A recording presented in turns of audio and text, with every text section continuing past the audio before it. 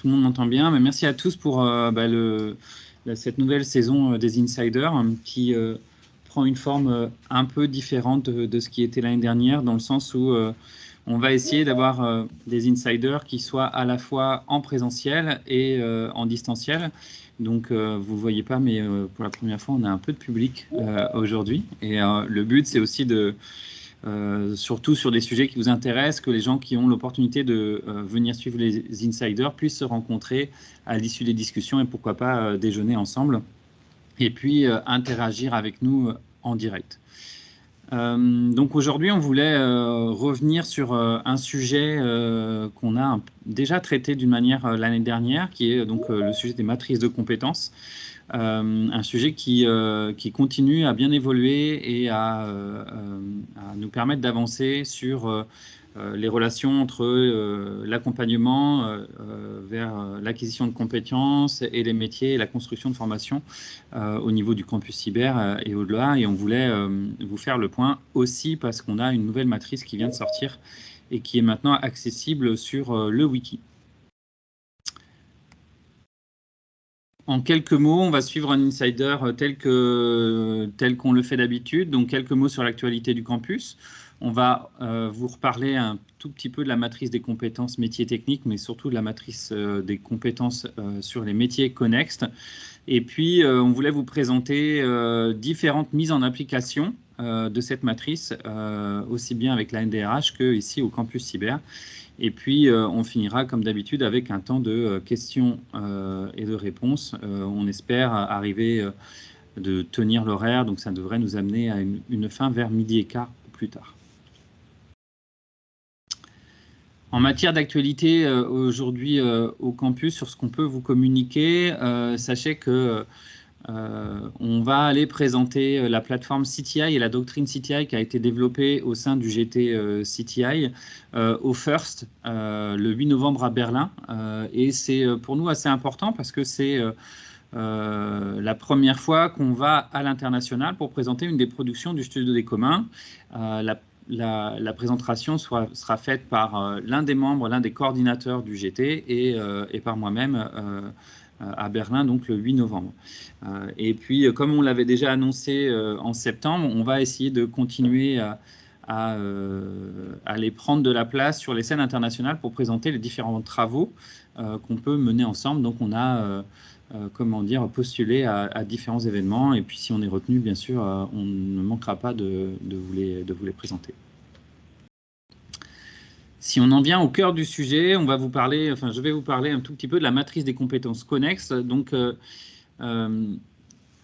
l'idée de base, c'est qu'on avait sorti une matrice des compétences métiers il y a maintenant 1 an, une matrice qui avait été travaillée et finalisée au sein du GT Formation et qui avait permis à partir du panorama des métiers de l'ANSSI, de structurer une matrice et ces travaux nous avaient entre autres été inspirés par AXA qui avait bien voulu nous partager leur modèle de structuration de compétences associées au métier.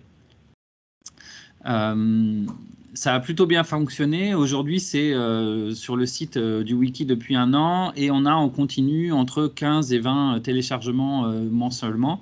Et on a des retours à la fois d'acteurs privés et d'acteurs publics qui utilisent la matrice des compétences métiers pour aider au recrutement, pour aussi aider à la structuration de parcours de métiers en matière de cybersécurité. Pour un petit rappel, la matrice se présente en fait sous le format d'un fichier Excel qui est accessible sur le wiki, où l'idée c'est de se dire pour chacun des métiers qui sont identifiés, on va identifier les compétences nécessaires pour rentrer dans ces métiers-là. Et pour chacune de ces compétences, on va donner un niveau d'acquisition de compétences, ce qui peut permettre à chacun après de structurer l'accès et le recrutement à ces métiers. Évidemment, la matrice, elle a surtout vocation à être une base de réflexion. C'est pour ça qu'on a souhaité la mettre à disposition sous sa forme Excel pour que chacun puisse l'appréhender et puis surtout la remanier en fonction de ses besoins et en fonction de la réalité de son environnement. On s'est assez vite rendu compte que c'était intéressant, comme je vous disais, parce que ça a permis d'ouvrir la communication entre un certain nombre d'acteurs. Mais surtout, on a voulu compléter les métiers de la cybersécurité avec ce qu'on appelle la métier connexe. En fait, la première mouture de cette matrice des compétences était essentiellement technique. Et on s'est assez vite rendu compte que c'était un peu réducteur au vu du champ des métiers aujourd'hui intéressants et disponibles en lien avec la cybersécurité. C'est pour ça qu'on a travaillé sur les métiers connexes et donc ça nous a permis de sortir 16 nouveaux métiers qui sont en gros des aides ou des compléments aux démarches qui peuvent exister en matière de cybersécurité. Donc on va trouver des métiers comme la gestion du risque, comme la protection des données. On va aussi aller trouver des métiers un peu plus spécifiques, mais tout aussi importants en matière de juristes liés à la cybersécurité, en matière de communication de crise ou de gestion de crise, ou même d'analyse géopolitique dans les métiers connexes.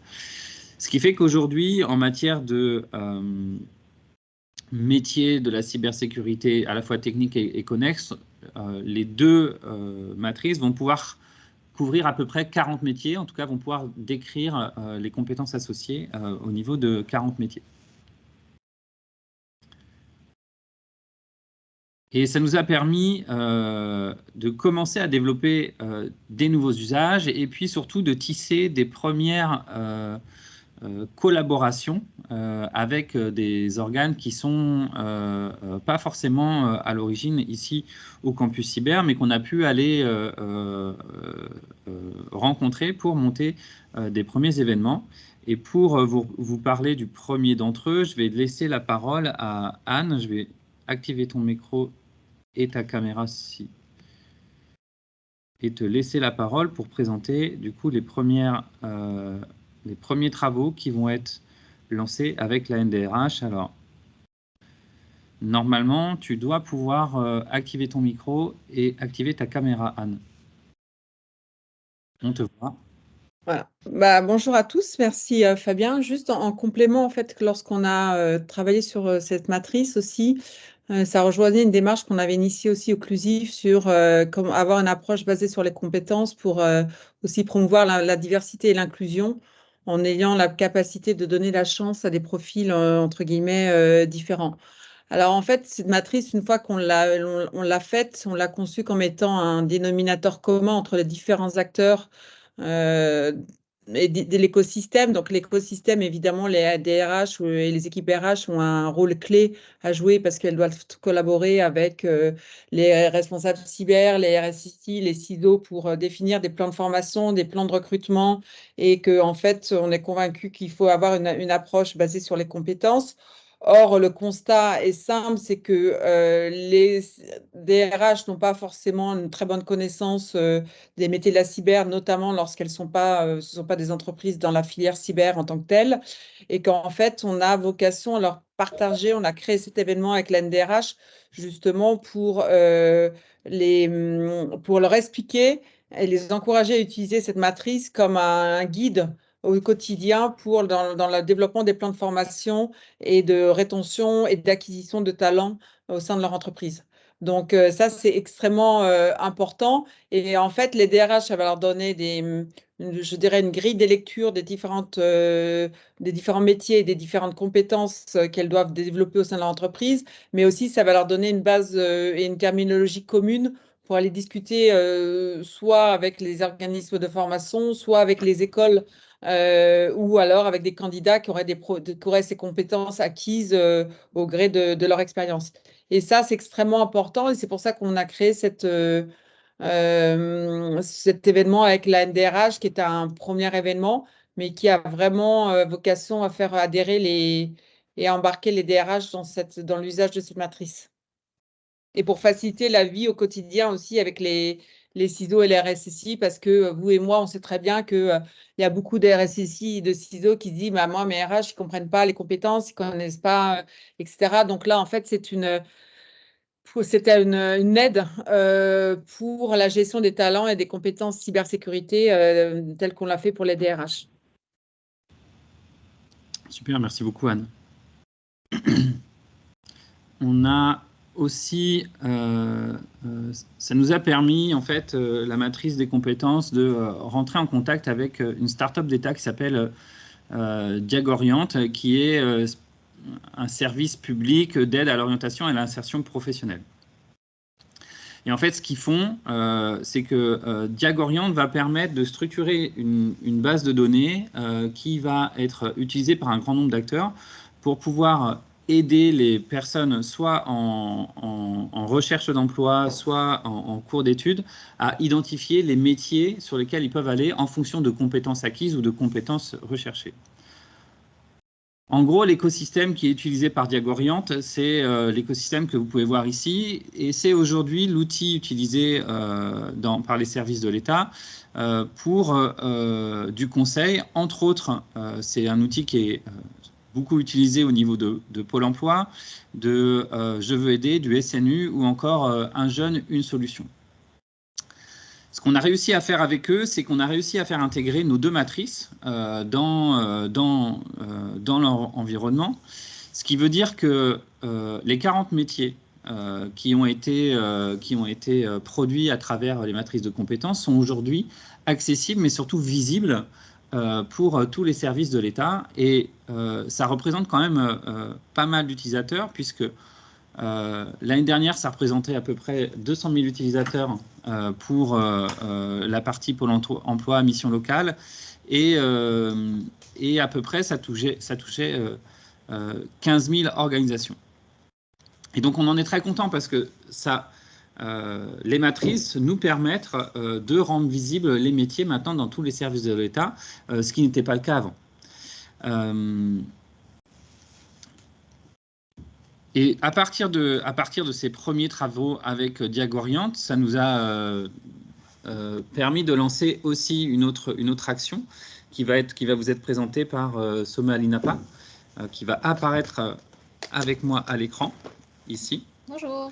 À qui je vais laisser la parole pour vous présenter le troisième cas d'usage sur lequel on a pu utiliser et puis développer un service pour, comment dire, rendre plus visibles les métiers de la cybersécurité. Alors, bonjour à tous, Somalina, je suis ravie d'intervenir ce matin. Donc, pour ceux que j'ai pas encore eu l'occasion, l'honneur de rencontrer, donc j'ai rejoint l'équipe du campus en septembre dernier pour m'occuper plus spécifiquement des sujets formation, talent et notamment de l'AMI, appel à manifestation d'intérêt, le dossier lauréat de l'appel à manifestation d'intérêt, donc sur les compétences et métiers d'avenir, qui s'appelle Talent Cyber. Et donc, il y a un certain nombre de chantiers qui doivent être conduits dans le cadre de cette AMI, et notamment la création de quelque chose, d'un objet qui s'appellerait une plateforme de l'écosystème, où dedans, on aurait bien sûr des services pour faciliter les échanges et les rencontres entre les représentants des organismes de formation, les apprenants et les entreprises employeurs, en fait. Et donc, on s'est dit, le truc urgent à faire, c'est de rendre plus lisible l'offre de formation, et donc déjà de travailler sur la page du site Campus Cyber, en fait, où, en fait, je ne sais pas si vous connaissez le site, mais en fait, on va sur talent, on va sur formation, et derrière, il n'y a pas de contenu. Ce qui pose un petit sujet, parce qu'on est régulièrement sollicité pour savoir où est-ce qu'on peut aller se former quand on est dans une telle ou telle situation, soit un adulte en reconversion, un étudiant. Et en plus, ces demandes risquent de se démultiplier au fur et à mesure qu'on va créer des ateliers, des événements, on va aller dans des salons.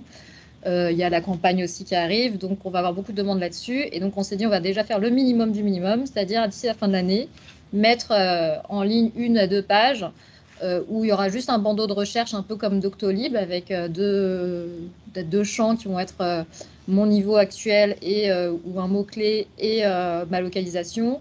Et là, faire apparaître des formations qui sont soit labellisées SecNumEdu, soit CyberEdu, soit celles qui sont proposées par les membres du campus qui en proposent. Donc, ce sera déjà nos 3 sources et on commencerait par là. Et ensuite, on fera de l'itération et on développera la plateforme avec des ateliers d'idéation, etc. Mais dans l'immédiat, ça nous semble être un objectif atteignable. Donc, ce qu'on va faire, c'est je crois que le cabinet avait envoyé un mail un peu de référencement, mais c'était sans doute passé à la trappe parce que c'était en plein mois d'août. Donc, on va relancer la demande avec un petit tableau tout simple à remplir qui vous permettra d'indiquer les formations que vous souhaitez faire apparaître sur le site du campus. Voilà. Merci beaucoup. Donc, l'idée ici, c'est de commencer de continuer à travailler avec le GT Formation pour mettre bien en avant les formations existantes et aussi les formations du campus cyber. Est-ce qu'on va proposer des formations en anglais? On va répondre peut-être juste après, parce qu'en fait, nous, on va juste référencer les formations. Donc, c'est surtout dans le tableau, je ne sais pas s'il y a la langue qui est indiquée. Non. Mais on va référencer et rendre facilement accessibles ces formations à travers le site du campus, donc comme le disait Soumaïna, dès 2024. Donc voilà, on tenait à marquer à travers cet insider la sortie de la matrice des compétences connexes, et puis vous montrer un petit peu aussi à quoi aujourd'hui on a pu... quels sont les résultats qu'on a pu atteindre grâce à cette matrice. Donc, comme on vous l'a dit, nous, on est très contents d'avoir réussi à avancer avec Diagorient et faire l'intégration. Alors, on est en train de finaliser parce qu'on a demandé à ce qu'il y ait des mots-clés qui soient ajoutés.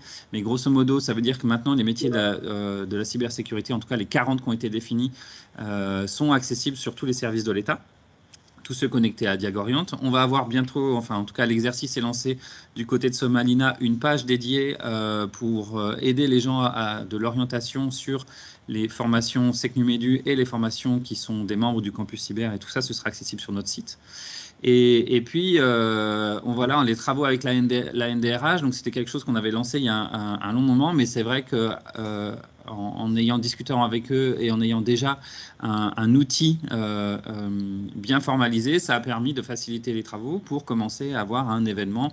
Je ne sais plus la date, mais c'est courant novembre, qui va nous permettre de faire de la sensibilisation en matière des métiers et surtout des carrières associées à la cybersécurité auprès des DRH. Je pense qu'il est temps pour nous de passer à la partie questions-réponses. Peut-être que si tu es d'accord, Soumaïna, de rester, parce que j'imagine qu'il va y avoir des questions pour toi aussi un petit peu. N'hésitez pas à lever la main ou à écrire directement dans la conversation. Ici, on a 3 personnes qui sont avec nous pour ce premier événement Insider en présentiel. Donc, si jamais vous pouvez lever la main aussi en direct et on prendra vos questions. Sinon, une fois que vous levez la main, je vous donne accès au micro et on vous écoute pour vos questions.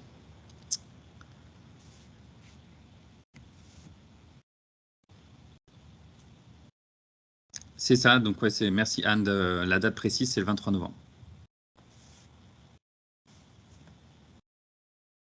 Est-ce qu'il y a d'autres questions autour de la table?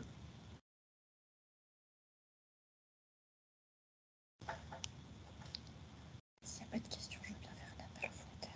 Vas-y, je t'en prie, alors vas-y, bien sûr, à toi. Du coup, s'il n'y a pas de questions, moi je viens aussi faire un petit appel à volontaires. On a énormément de sollicitations pour accueillir des stagiaires de 3e. Et du coup, on s'est dit ce serait intéressant de les accueillir, mais collectivement, c'est-à-dire qu'on pourrait avoir un petit programme où ils passeraient une demi-journée avec une entreprise au type start-up, une demi-journée avec un acteur public, une demi-journée sur tel type de métier. Donc, je ne sais pas s'il y a des volontaires pour accueillir des stagiaires de 3e. On travaille là-dessus avec le bureau d'information jeunesse de Puteaux. C'est ce qu'il y a de plus simple pour accueillir des stagiaires qui ne sont pas très loin. Et ce serait du 18 au 22 décembre. Et donc là, il propose d'en accueillir 40. Je pense que pour un premier test, ça va être beaucoup. Donc je pense qu'on va se limiter à 10. Mais voilà, si jamais vous êtes partant pour accueillir des stagiaires de 3e, une demi-journée, la semaine du 18 au 22 décembre, faites-moi signe. Je vous mets l'adresse de Somalina. Normalement, c'est toujours le même format, mais comme ça, vous pouvez la contacter en direct.